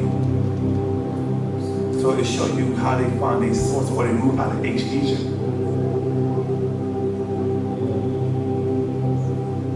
Because if you look at his works, he said, well, how do you prove his Amun? Look at his works. And then come back and say, and then tell me what you think. Who can take every culture and tie it in? That's why he's called, you know why he's called a master teacher? Huh? Because he mastered every school and he tied it all in. You could be a master carpenter, but that doesn't make you a master bricklayer. You could be a master engineer, that doesn't make you a master painter. You hear me? So what he did is when Zachariah Stitchin is a good scholar, but he only mastered the Sumerian doctrine. Chef Anthony Diaz is a great scholar and scientist, but he only mastered the Egyptian Egyptologist, you know what I'm saying, ontology, right? Then you got different people that master different schools, but they never mastered them all and able to tie them all in. Our master teacher is the only one that's able to do that. And then he takes you and walk you through each of these books and explain the mistakes in it and go into the languages. He speaks 19 different languages, so he's able to translate it. Then he teaches his congregation how to speak the language. That way you say, hey, How do you know people that? I said, because he told me the language, and I can actually read it for myself. And I might not be thrown with it, but I can actually show you how to translate that. And then do research and say, you know what, you were right. I told a woman one day that Mizraim means Egypt. No, it don't. I said, go look it up. She went to a Bible dictionary and came back and said, you know what, you were right. But you would never know that. Kush is Ethiopia. Did you know that? I'm saying, but at one time you did you? Well, Libya, Put was Libya. So they hid the sciences by changing the name, they changed the languages, they changed the tone.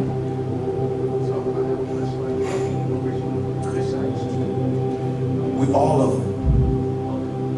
So like basically Everything. yeah. It's just that when you're dealing with kingdoms and you're dealing with regions. The kingdom was called the Kingdom of Kush, which would be parts of Egypt, most of Sudan, you reach Chad, Uganda, and Kenya. But what happened is when the Europeans started invading Africa, they started breaking the kingdom up into regions. So then you got a place called Ethiopia, which is called Abyssinia, but it was called Aksum, right? But it was all part of the Kush Empire, or kingdom. Same thing with Eritrea. So they took certain areas and said, okay, this is my land. The Italians took Ethiopia, the Arabs took Sudan, the Turks and them took Egypt. You feel me? So certain ethnic, what you call invaders, came to Africa and started breaking the kingdom into sections. So when you look at a map, at a modern day map, you're looking at regions, you're not looking at the kingdoms anymore. Because if you go back to the kingdom, there will be none of those boundaries. You see them line, they would be all one mass. At one time, all of Africa was called Sudan. Nigeria was called Negro land at one time. Negro land. And South Africa was actually called Hottentot. And before that it was called Cape, I think it was Cape Colony. You know what I'm saying? So it had so many different names over time. If you I study maps.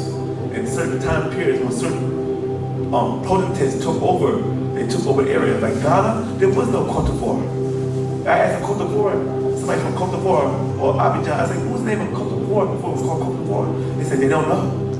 I said, because Cote d'Ivoire was named by the French as the Ivory Coast. But the Ivory Coast was part of the Ghanaian Empire. So that's why you find a lot of Akans in Cote d'Ivoire, as well as the Mandings. But the Mandings came from Mali.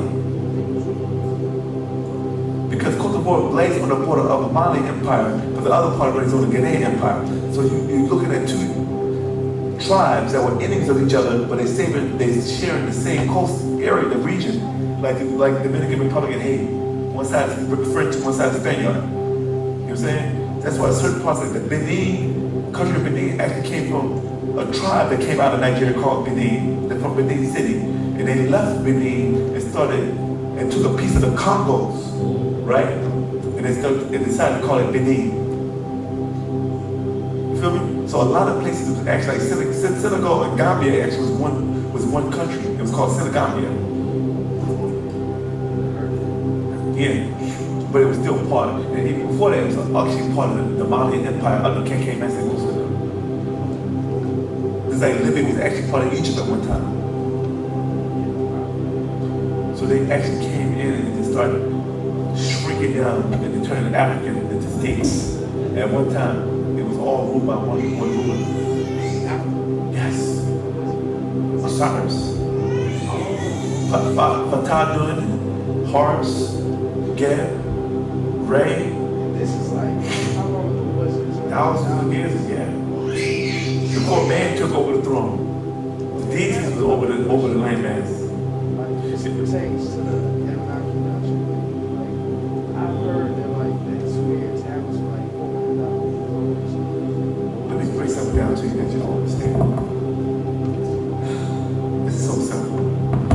Yes, the Sumerian tablets are older than the Egyptian tablets. You know why? Because the Egyptians didn't need to write nothing. They didn't write nothing on the walls. You know why? Because he didn't speak, he spoke through telepathic communication. So what was the point of them writing anything? They were communicating with their minds. And what happened is, I'll tell you something. If I put the word, I'll show you something.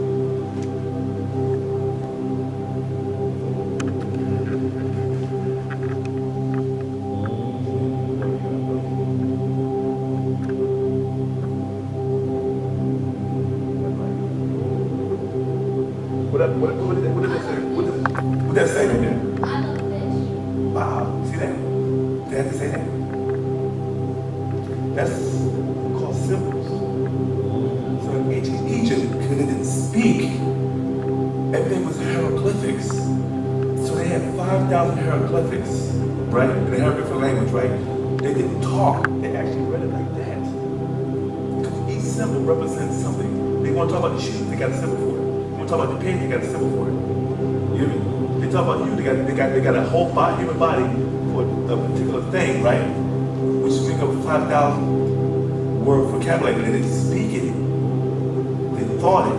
So it was never a spoken language. No, it was like this.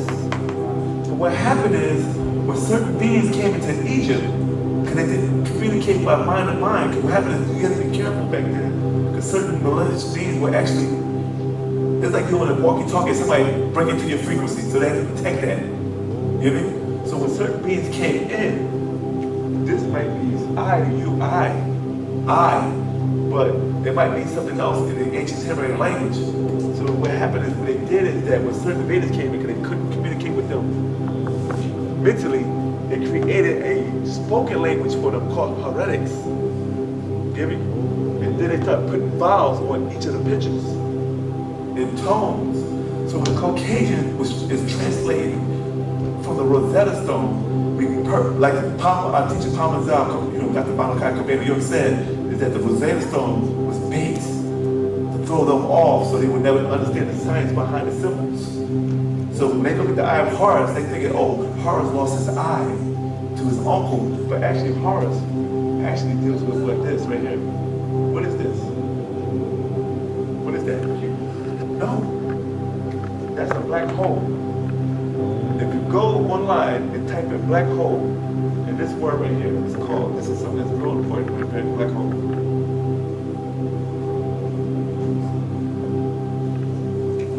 This is called event horizon.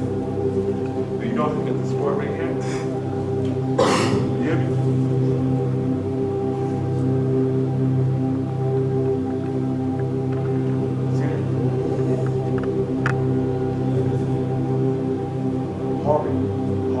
Horus, which is Greek. And they call it the eye of Horus.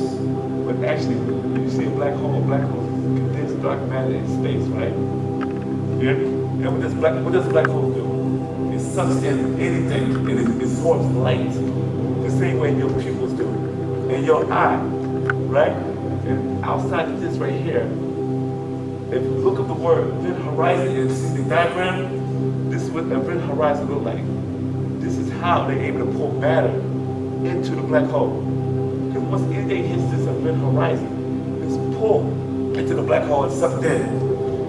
You call this the shape of your eye. So your eye is nothing but a blueprint of what you call a black hole. And it does the same function. It pulls light in. So you don't actually get right.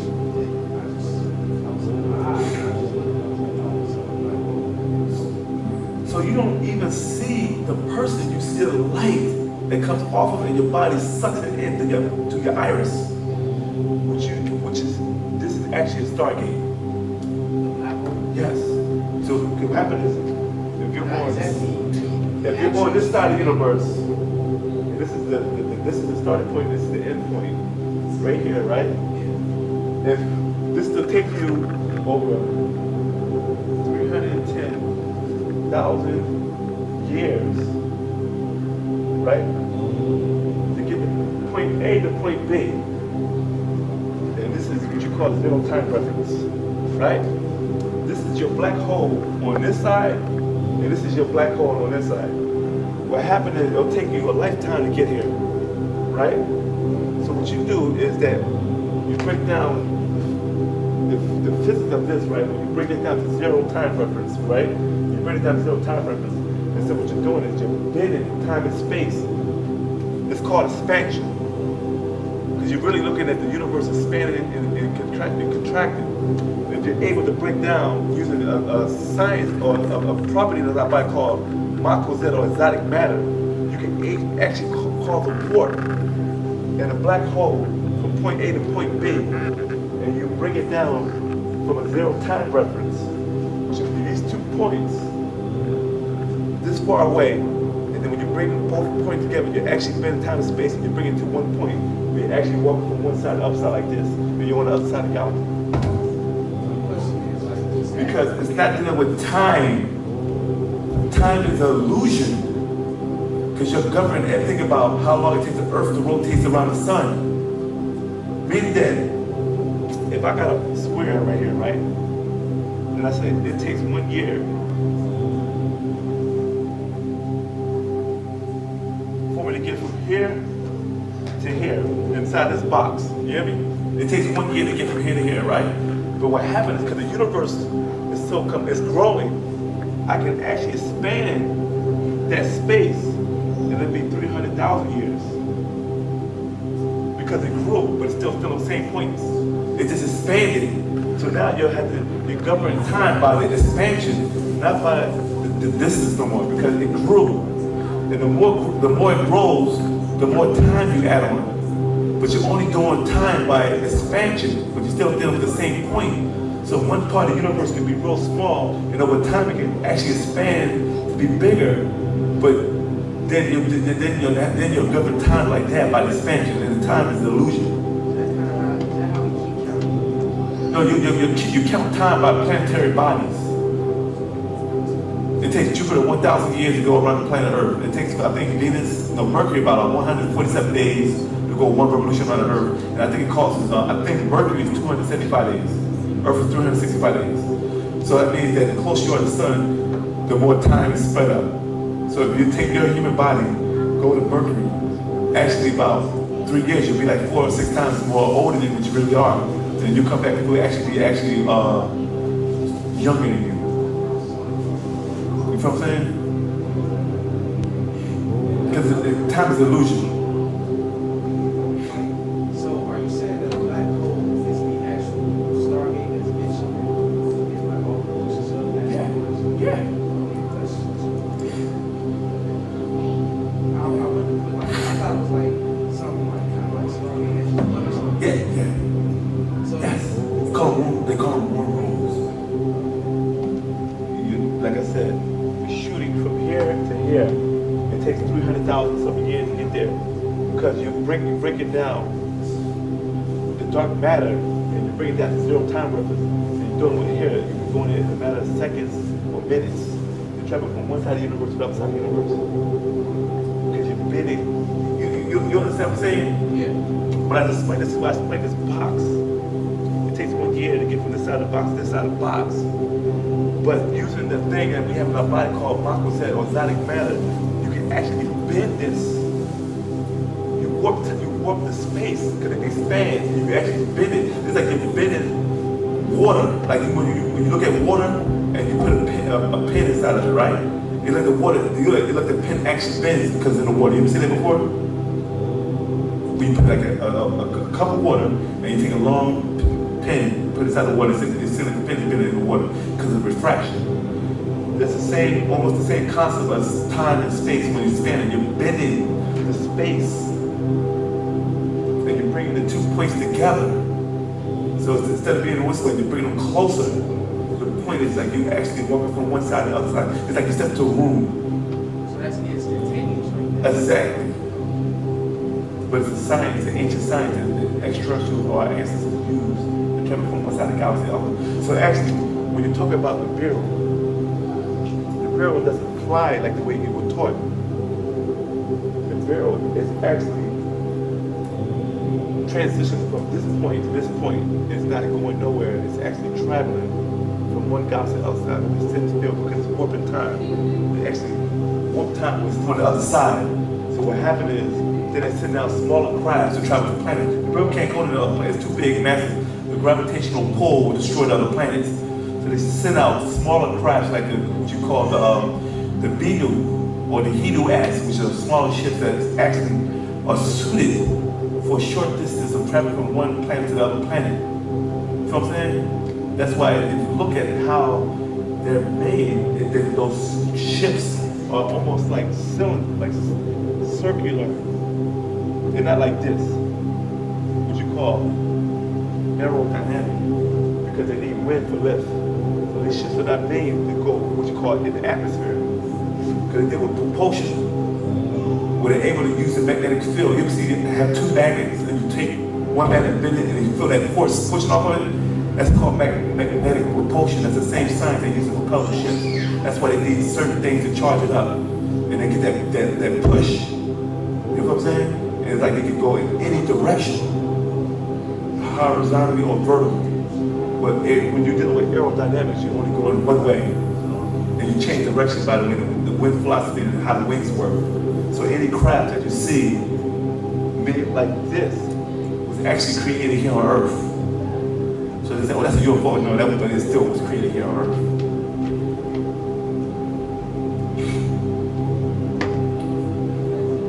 Any questions? Yes. Huh? What? Oh, the government. The government and Hitler and them, they created a lot of crafts because they was given proof. Go ahead. But I don't think it's all new, because if have some that, coming to sea, that come up from the sea. Yeah. Yeah. It still deal with aerodynamics. Because if you look at all What your... I'm saying though, Yeah. it's not built by, military or this, that, Yeah. all of them could be like that, because Anything that's aerodynamic is built here on the planet Earth by beings. But the technology was given to them by the extraterrestrials. It's more advanced. Like they take two different sides and try to. It's hybrid, what you call hybrid ships. Well, I take a little piece of this, put that together, put it together. Because like even when you deal with the sea, like crafts that come out of water, they still deal with aerodynamics. Because if you look at fishes, they still have what you call points, like sharks, dolphins. They still have that edge. Because when you're dealing with water, it's no different than air. There's one is liquid, the other one is gas. Same science applies. Like as human beings, like our master teacher said years ago, if you look at the human being's face, it's actually made to swim. Because look, if it goes down, so when we swim like that because the water goes this way. We don't swim like this because it's not gonna. You'll drown yourself or water goes on your nose, so you have to bend your face down when you swim because that's how you travel through the waters. And I understand what you're saying. Certain extraterrestrials build ships, but they don't need those ships. They don't need aerodynamic ships. Aero basically has to do with air. Air, that's what it's called airplanes, because we're plane means what state existence of new planes or planets. The word planet comes from the word plane also. Yes. Are there beings or extraterrestrials or just any type of beings that exist underneath the seas, the deep seas, and the waters, maybe triangle or just anywhere in the seas that maybe we don't know about? Yeah. Is that all their beings? That's what you're asking? Yeah, they're beings. That's why when you study like stuff like the ancient city lands, the ancient lot about the mermaids. The mermaid stories also came from like the Bermuda Triangle, or the Dagon, the fishman, or Ea, the fishman. You feel me?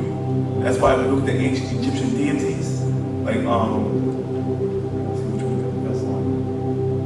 If you look at a lot of the Egyptian deities, like the deities, they have a vessel, like this vessel right here. You see this guy holding up Dunt? See that vest he has on? Most of the deities have a vest like that on it, but they have fish scales on it. You